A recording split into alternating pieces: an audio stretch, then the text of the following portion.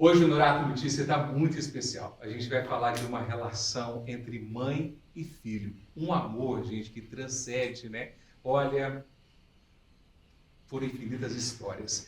Eu recebo aqui dois amigos, dois queridos, a doutora Cássia e o nosso queridíssimo Vicentinho, né? Um gênio que a gente tem. Sejam bem-vindos. Muito obrigado. Muito obrigada. Obrigado pelo convite, estar aqui. Eu que agradeço. Vicentinho, essa mãe é muito especial, né? Sim, nossa, é muito especial mesmo. Eu falo que quando a gente... Ela que me formou desde o início, né? Claro.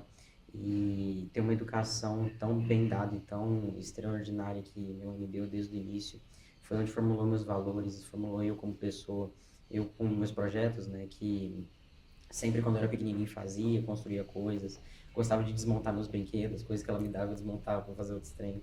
Hoje em dia, que com os projetos que é um pouco mais sérios, né, que busca resolver problemas, ela sempre me apoiando, independente da situação, quando ela não tem nem possibilidade de comprar algum material, algum componente para os projetos, ela dá um jeito, sempre consegue me apoiar, consegue, nunca reclamou de nada, de me dar nada para esse tipo de coisa, e nem só para esse tipo de coisa, mas de modo geral. Sempre buscando me agradar com o maior amor do mundo, então sou muito grato por ter ela como minha mãe, e eu tenho certeza que Deus me presenteou com a melhor mãe que eu poderia ter, tanto na questão de formação pessoal, de formação de quem eu sou, dos meus valores, da minha conexão com Deus, mas também nos meus projetos, na questão acadêmica, né, na questão profissional, nas escolas, que a gente sempre busca a oportunidade de tentar levar esse talento que eu tenho de construir projetos para tentar levar para o mundo real, né? E ela sempre me apoiando, sempre, sempre, sempre. Então, sou muito grato. Cássia, porque é tão importante nessa formação, né, desde o início, esse contato, essa afetividade entre mãe e filho? Eu acho que a afetividade é o fator primordial nessa relação, né? Eu acho que, assim, antes, né, da pessoa ser alguém, ela tem que se sentir amada, né? Então, eu acho que a afetividade é a base para o desenvolvimento de todas as habilidades, né? As habilidades sejam cognitivas, acadêmicas, mas as habilidades de se relacionar consigo próprio e com o mundo. É essa relação que vai ajudar a criança no início, né, e se desenvolvendo, a pessoa se ver, né, de uma maneira que vai ser boa ou ruim, dependendo dessa relação, né? Nós estamos falando no caso de uma relação boa. A relação boa é constituinte, mas uma relação ruim, eu acho que ela dificulta muito a vida, né, da pessoa. E o Vicentinho é um filho, né, que tem despontado, né, de uma maneira muito importante na área da educação, né, Cássia? Sim, sim. Eu acho que assim, até vou falar sobre isso, mas até acho interessante uma coisa. Eu trabalho também, né, com famílias, né, com pais, mães, e eu vejo muita preocupação, às vezes, né, dos pais, da mãe, com a produção acadêmica, né, do filho. E eu acho que isso, assim, isso é importante, mas ele não é o fundamental. E hoje eu vejo o Vicentinho, né, a forma como ele é, nesse sentido de entender as coisas, de buscar conhecimento, e eu acho que ele vai se lembrar, né, desde pequenininho, eu sempre mostrei muito para ele, né, o prazer que é estudar, que é descobrir. Só que aí a gente fazia isso também numa relação de muito amor, de muito cuidado, né? Eu particularmente, eu sei que eu sou um pouco atípica como ele, porque realmente para mim tudo deve ser baseado no amor, né? O Vicentinho, acho que ele no começo nem sabia o que era a palavra castigo. Eu nunca fui de impor as coisas, eu sempre mostrei o prazer de estudar, né, de construir conhecimento, de investigar, de saber sobre o mundo. Então, a gente está até falando muito, né, sobre o amor, mas é porque eu acho que é a base mesmo, né? Então, assim, ele tem se destacado e eu penso que essa é uma questão também que foi fundamentada nessa relação. Eu adorava estudar com ele. Aliás, eu só não estudo mais porque eu não tenho tempo. Mas eu adorava, né, estudar com ele. Eu queria estudar, queria falar, até empolgava demais às vezes, né, filho? Uhum. inclusive, que nem ela está falando, a gente está fundamentando muito tudo que a gente está falando sobre o amor, e eu acredito muito que o amor é um dos maiores mistérios da humanidade. Até na missão Artemis 2 que teve agora, que o homem foi para a Lua de volta depois de 58 anos, quase 6 décadas. Um dos astronautas passou um recado falando que as pessoas, todos nós devemos nos sentir muito importantes e muito especiais, porque a gente mora num planeta onde foi feito para a gente morar. E eles lá no espaço, tipo assim, no auge de desenvolvimento tecnológico, eles poderiam se sentir super especiais. Nossa, eu tô indo para outro astro do universo. E eles falaram que a gente é muito especial. E que o maior mistério da humanidade não é descobrir outros planetas, não é descobrir se tem vida extraterrestre ou se a gente só pode explorar os cosmos. Mas o maior mistério da humanidade é o amor. E puxando essa questão da educação, lá desde o início, quando minha mãe nunca me impôs para, tipo assim, você tem que estudar, ou senão você vai ficar de castigo, você tem que tirar nota boa, você tem que sair bem para você ser alguém na vida academicamente falando. E ela nunca fez isso, eu nunca fiquei de castigo por falta de estudar. E isso foi ensinando para mim, foi desenvolvendo um senso de me auto querer estudar, para como retribuir o tanto de amor que ela colocou em mim desde o início dessa minha formação. Então, eu acho que tudo isso, desse destaque acadêmico que eu venho ganhando, na verdade, não é um processo, não é um resultado de diversas pressões que é colocado em cima de mim para eu tentar estudar da melhor forma que eu conseguir, mas na verdade é uma forma de retribuir todo o carinho e toda a vontade que ela teve de me ensinar, de vontade de me ensinar a gostar de estudar. E também, quando a gente faz as coisas com amor, a gente tira aquele peso que a gente tem na nossa mente e fala, nossa, eu preciso fazer, porque senão não vai dar certo nada na minha vida. Mas, na verdade, que nem ela falou também, os estudos, eles são só uma parte de nossas vidas. E eles nunca devem ser considerados o primeiro lugar. É importante, mas não é a única coisa que importa. E se a gente tratar tudo com amor, até os estudos, eles viram grandes propósitos na nossa vida. Quando a gente estuda com um senso de propósito, a gente não estuda para a gente tirar uma nota total na prova ou para a gente ser o melhor da escola só porque eu tirei 100 e algum outro amigo meu tirou 80, 70. Mas porque a gente estuda, porque a gente quer tentar transformar a humanidade em um lugar melhor, um mundo mais humano, uma humanidade mais feliz. E a gente pode usar os nossos estudos e os conhecimentos que a gente vai adquirindo para transformar e tentar amar as pessoas da melhor forma possível. E no meu caso, que é tecnologia, que eu gosto muito, usar a minha criatividade, usar as minhas habilidades em tecnologia, em criar projetos para transformar a humanidade melhor. Eu, por exemplo, tenho foco na questão climática, mas tem gente que tem na questão da saúde, tem gente que tem na questão de política, tem gente que tem diversas questões diferentes e cada um vai ter um objetivo especial na humanidade para tentar transformar ela melhor, não só em tecnologia, mas em qualquer área da humanidade. E se a gente tem uma formação, desde quando a gente era criança, baseada no amor, baseada no carinho, baseada na fé, como Jesus nos ensina, a gente pode sim ajudar o mundo a transformar num lugar melhor de uma forma sem querer se destacar, mas buscar alguma coisa com propósito, alguma coisa com um Para senso si de mesmo e mudança. para todos, Para né? si mesmo, e para todos e para si mesmo como uma consequência de pensar no outro. Lá do alto, né? O astronauta fazendo essa reflexão, né? De que precisamos nos sentir especiais. Uma pessoa ela vai se sentir especial se a mãe tiver esse olhar. Uma criança ela vai se sentir especial se a mãe o ver dessa maneira. Por exemplo, Senão isso não vai acontecer. não sei se a gente tem lembranças, né? Mas quando era criança, quando você cai no chão, quem que é a primeira pessoa que você chama? Mamãe, mamãe, eu machuquei, eu caí, mamãe me ajuda. Se a gente tem uma relação desde o início amado pelas nossas mães e tem uma relação de amizade, não só de pai e filho, aquela relação com medo, tipo assim, nossa, eu tenho medo da minha mãe, se eu tirar nota baixa, minha mãe vai me bater, nossa, como que vai ser? Não. Se a gente tem uma relação de amizade entre mãe e filho, uma relação real, tipo, vivida mesmo, que você ama conversar com sua mãe, que não é só uma obrigação, você tem muito mais a desenvolver na sua vida ao longo dos anos. E um carinho de mãe, que nem eu falei lá no início, é o carinho, o amor de mãe é o que mais se aproxima do amor de Deus. E a gente, independente se a pessoa crê ou não, ter uma noção do tanto que a gente é amado por Deus e ser comparado isso com o amor de mãe, para a gente entender a magnitude do amor das nossas mães. Eu tenho uma fala, né, de muito tempo. Eu falo assim, que se toda mãe amasse e cuidasse de seu filho, né, da melhor maneira, o mundo seria outro. Isso é um efeito cascata gigante na sociedade, né? Sim, Às vezes aquilo que você joga para o mundo é aquilo que você recebe também, sim. né? No seu berço, né? No seu ventre, né? Tem toda essa relação, né, Cássia? Tem, sim. Aquilo que você recebe, no sentido de como você vai se colocar ali como mãe também, e a história se repetindo, né?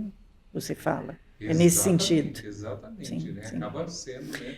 É importante a gente entender assim, não existe perfeição. Como seres humanos, não somos perfeitos, temos erros, existem sentimentos difíceis que precisam lidar, né? Eu vejo a relação mãe-filho como algo assim de muita responsabilidade.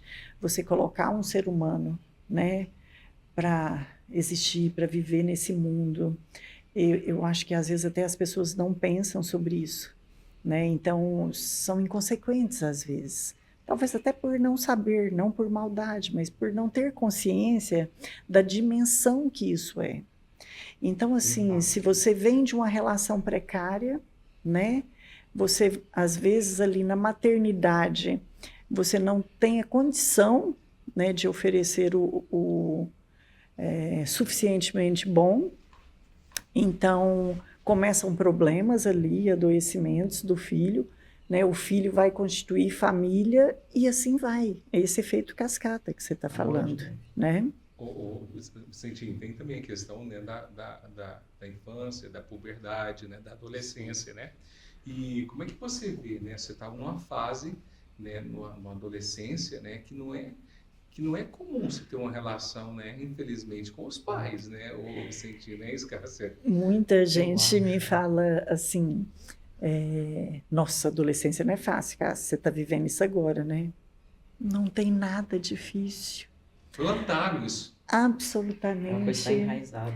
Assim, que tem a questão, às vezes, do afastamento dos filhos, né?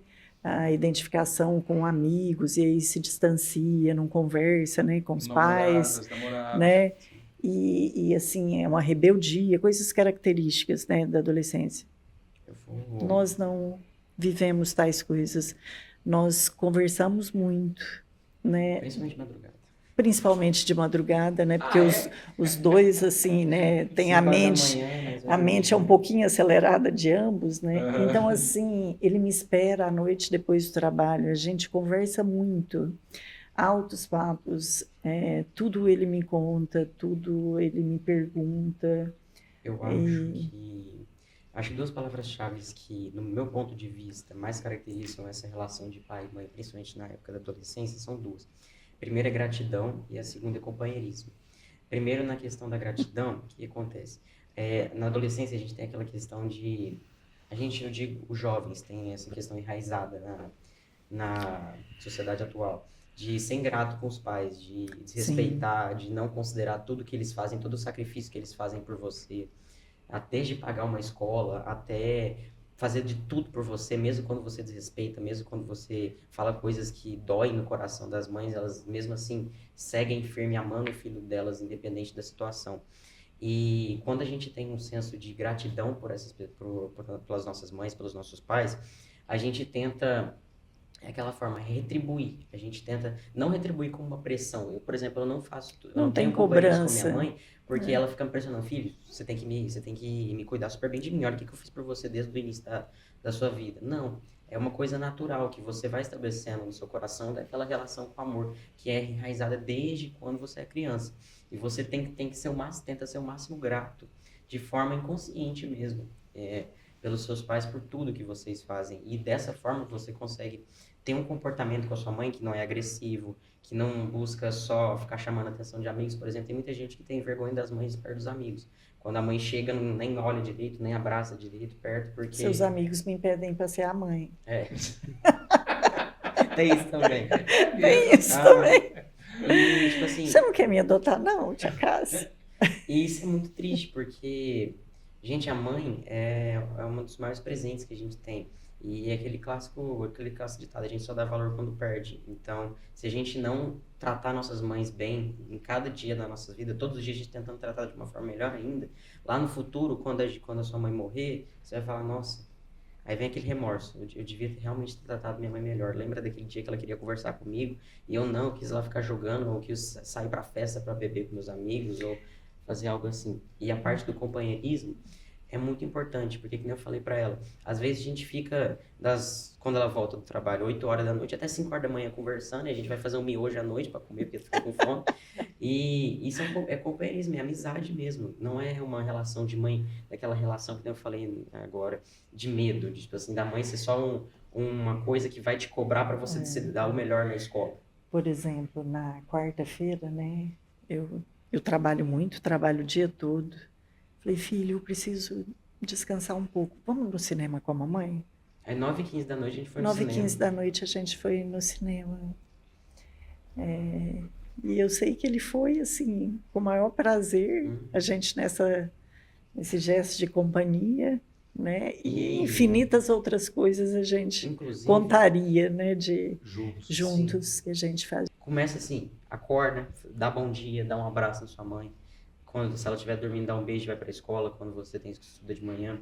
Começa a tratar ela bem e começa a amar ela de verdade, independente de que você interpreta como amor, mas siga. A gente E aí você vai fala, começando naturalmente a amar sua mãe e amar começar a fazer essas coisas por puro amor e na forma automática, com o maior prazer que tem. Por exemplo, no cinema, que a gente foi na quarta, então eu acho que a questão da valorização é muito importante também e tentar diminuir esse negócio de buscar a aprovação dos seus amigos, dos outros. eu te amo todas as noites. Não vai dormir sem falar eu te amo. Mamãe te ama. E ele Isso. fala. Olha que bonito ele falando assim, eu não posso ficar chorando aqui na frente da câmera, né? Mas Então, aproveitar esse eu te amo, né, nessa data tão especial, eu queria que você deixasse uma mensagem. Levar o amor para as pessoas. Como que eu posso tentar ajudar o mundo a transformar num lugar melhor?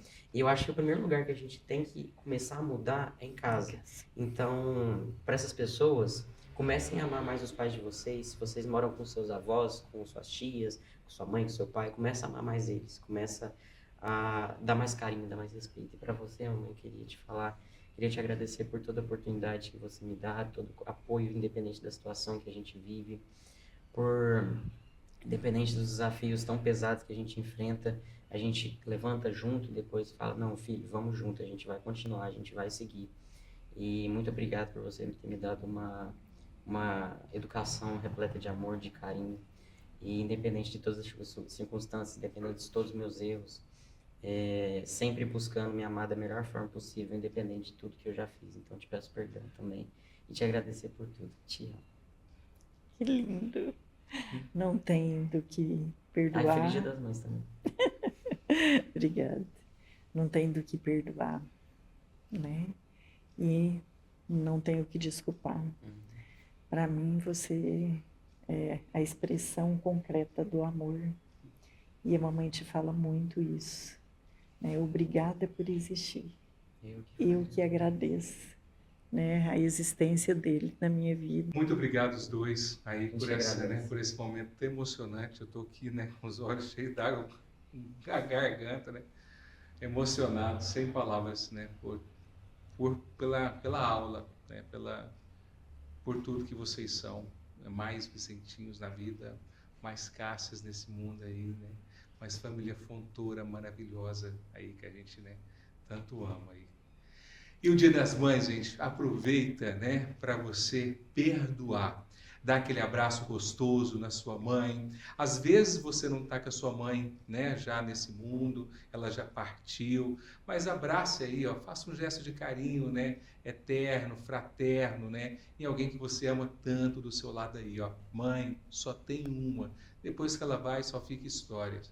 Lembre-se que o amor, o perdão, a gratidão, as coisas boas que a gente leva dessa vida, boa parte, claro, são junto com a nossa família. E a nossa mãe, ela tem um papel fundamental no nosso dia a dia, no nosso nascer até a nossa morte. Que as mães, elas perdoem e que os filhos entendam que não existe mundo sem uma mãe, seja qual ela for. Muito obrigado a vocês e um feliz Dia das Mães.